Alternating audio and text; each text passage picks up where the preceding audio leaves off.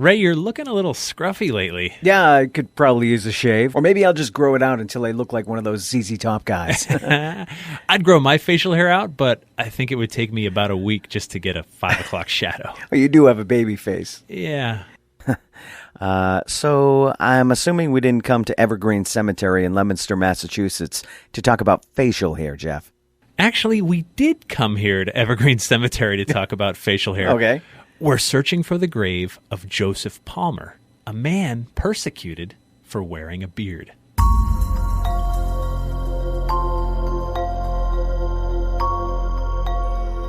I'm Jeff Belanger, and welcome to episode 187 of the New England Legends podcast. If you give us about 10 minutes, we'll give you something strange to talk about today. And I'm Ray Auger. Leominster, Massachusetts is the next stop on our mission to chronicle every legend in New England, one story at a time. So please like, share, and subscribe to our podcast. Yes, indeed. We're a community of legend seekers who love the weirdest parts of New England. Also, my brand spanking new book is out now. Woohoo! The Call of Kilimanjaro, Finding Hope Above the Clouds, is available both in hardcover and e-reader wherever books are sold. I'd appreciate your support on this one a lot. It's a deeply personal memoir about my 2017 climb to the top of Mount Kilimanjaro in Africa. And while you're curling up with Jeff's book or binging old episodes of our podcast, be sure to grab a cup of tea from our sponsor, Nuwadi Herbals. I learned a thing or two about having a hard time breathing at the top of Mount Kilimanjaro. The air's pretty thin at 19,341 feet, but with spring coming, pollen, allergies, and all kinds of other factors going on in our world today, breathing can be tougher than it once was at any altitude. That's why you guys need to check out the Healer Tea from Nuwadi Herbals. First, take a sniff of the jar of loose tea before you take out a tablespoon for your cup of hot water. Okay. Oh, wow. Okay, just the dry, loose tea, it hits you right in the sinuses. Right? Healer Tea is mixed by hand and includes natural ingredients to support your immune system and your respiratory health. That initial hit to your nose is cayenne pepper. You can taste the heat when you sip it. That cayenne really opens you up. But there's other natural ingredients like wild cherry bark, rose hips, juniper berries, licorice root, and so much more. These are herbal remedies from Mother Earth. You have to check out the Nuwadi Herbals website to see all of the great products that Ray and I have been telling you about each week. And you legendary listeners get 20% off your order when you use the promo code LEGENDS20 at checkout. Visit nuwadiherbals.com. That's Nuwati Herbals with an S.com. All right, Jeff. So we're searching for the grave of a man persecuted for wearing a beard here in Leominster, Massachusetts. Yes, Ray. But first, I must ask you a question. Oh, Lord. Never mind. I'll shave it for later. All right, so we've moved on to the dad jokes portion of this podcast. No. Okay, serious question. Have you ever been treated differently because of the way you look? Well, yeah. I mean, I've had my hair dyed different colors. Right. I've got a few tattoos. I've been in a bunch of bands. Sometimes people look at you funny on the street or when you walk into a store. It's true now, and it's always been true. Yeah. When people stick out because of the way they choose to dress or style their hair or their body art, or in this case, wear their facial hair, other folks take notice. And for whatever reason, some people get mad about the non-conformists. Yeah, I can see that. All right, so how do we know when we find the right grave here? So Joseph Palmer died in 1865, but he's one of those people with a memorable headstone. We'll head over this way to where some of the older graves are located. Oh, wait, check that out. Okay. There's a face on that monument, and it almost looks like Santa Claus. Yeah, that's it. The name Palmer is embossed across the bottom of this white monument, and there's the sculpted bearded face of Joseph. It almost looks like he's smiling or maybe smirking. Yeah, it does. And look at the inscription right below his face. It reads, "Persecuted for wearing a beard." There's a story here, Ray. That's why we're here. The crazy thing is Joseph Palmer wasn't the only person to face public persecution for facial hair. Most of what we know about this story comes from a November 2nd, 1890 Boston Globe newspaper article about this strange case. To figure this out, we're heading back to 1830 to set this up. It's May of 1830, and we're in nearby Fitchburg, Massachusetts, looking for Joseph Palmer. I mean, he shouldn't be too hard to find, right? Yeah. Kind of stands out. While we're looking for Mr. Palmer, here's a little more background on him. He was born in a place called No Town. Wait, No Town? No Town. It's an area about 500 acres next to Leominster that was given to the Palmer family way back in the 1600s. It was a gift from the King of England for the Palmer's family service during the Indian Wars. And speaking of wars, the guy we're looking for, Joseph Palmer, he's a veteran of the War of 1812. So he's served his country in the past. Then sometime around the 1820s, he starts to grow a beard. Any particular reason why he wants to have facial hair and stick out? Well, Joseph Palmer's a deeply religious man, and the reason he grew facial hair was because of his devout Christianity. Even when his own minister first condemned Palmer for the beard, Joseph replied and reminded the good reverend that both Jesus and Moses wore beards like his. Ah, got it. So he wants to look like those biblical figures he admires. Exactly. But not everyone sees it that way. At one point, his minister even accused him of communing with Satan. Just for sporting a beard? That's it. There seems to be some commotion up ahead by the Fitchburg Hotel there. It looks like some people are shaking their head in disgust. Yeah. Wait, there's a bearded man walking into the hotel carrying a box. That's Joseph Palmer. Okay. Hey, let's go follow him. So Joseph seems to be delivering something to the hotel. Wait a minute. Look at those men over there in the corner. Ooh, this looks like trouble. Yeah, there's 4 of them. One of them's holding scissors. Another guy just pulled out a razor blade, and they're closing in around Joseph Palmer. 3 of the men just grabbed Joseph. They're trying to wrestle him to the ground. The 4th man is going for his beard. I think these guys are going to try to forcibly shave Joseph. This is terrible. Wait, Joseph Palmer just pulled out a pocket knife from his coat pocket. Oh, man. Palmer just stabbed one of his attackers. Oh. He just stabbed another. Now the 4 men are running out of here. Just in time, too, because the police are already here. Wait a minute. I can't believe this. They're arresting Joseph Palmer. Wow. This guy is the victim. He was only defending himself.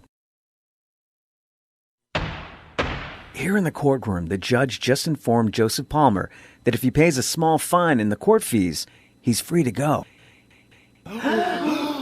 Wow, Palmer refused. He says he's innocent, he has the right to wear a beard, to not get assaulted in the street, and he'd rather face jail time.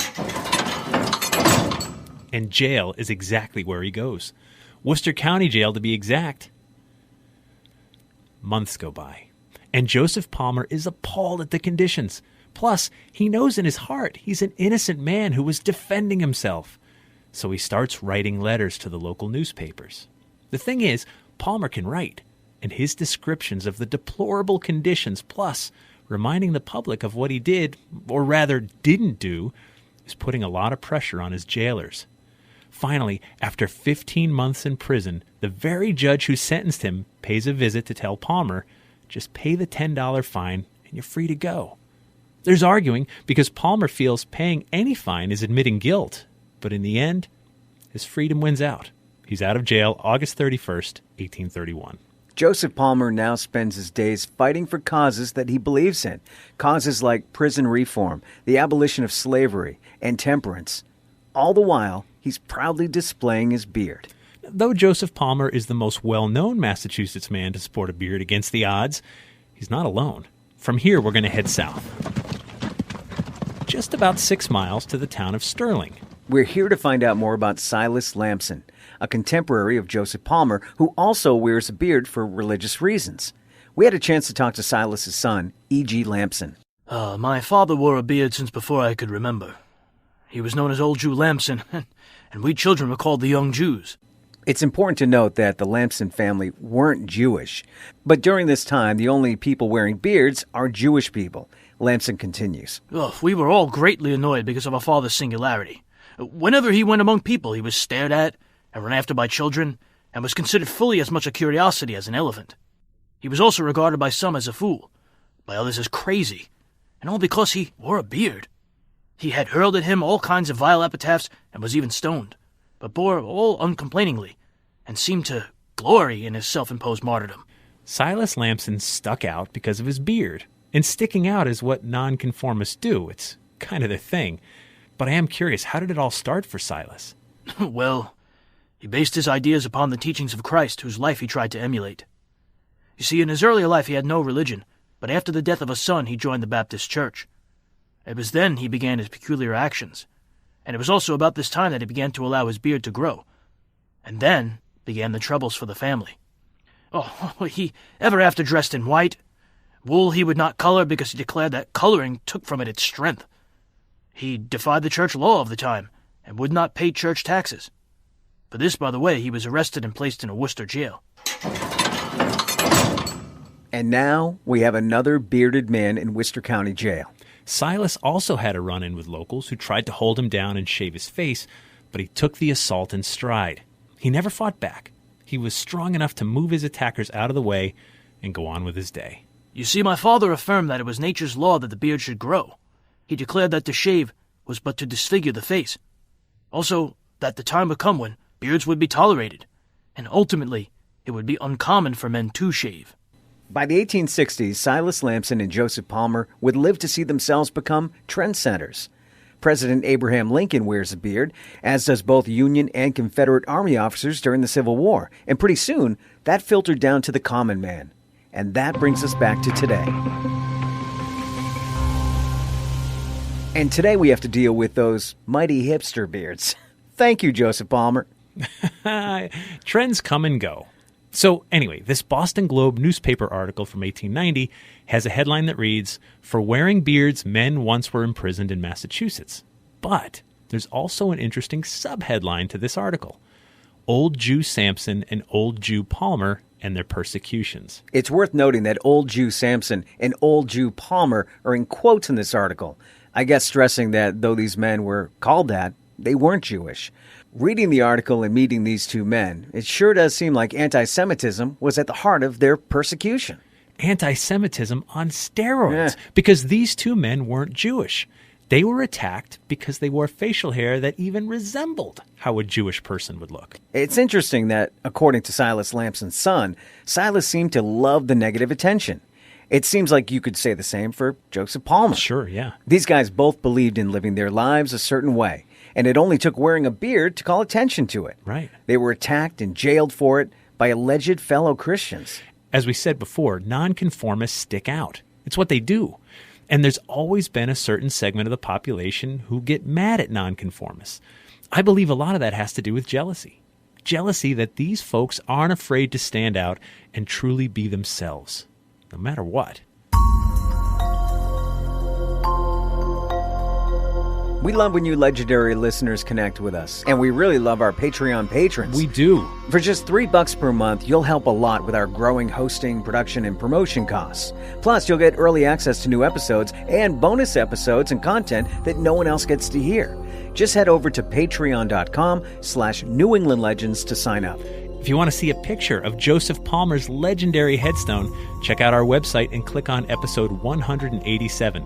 On our website, you'll also find an archive of all of our past episodes, links and dates for my ongoing story tour, transcripts for the deaf, plus video clips from the New England Legends television series that you can watch right now on Amazon Prime. We'd like to thank our sponsor, Nuwadi Herbals. We'd also like to thank James Scully for lending his voice acting talents this week. He's got a great podcast called The Breaking Walls Podcast. It's all about the history of American radio. And of course, our theme music is by John Judd. Until next time, remember, the bizarre is closer than you think.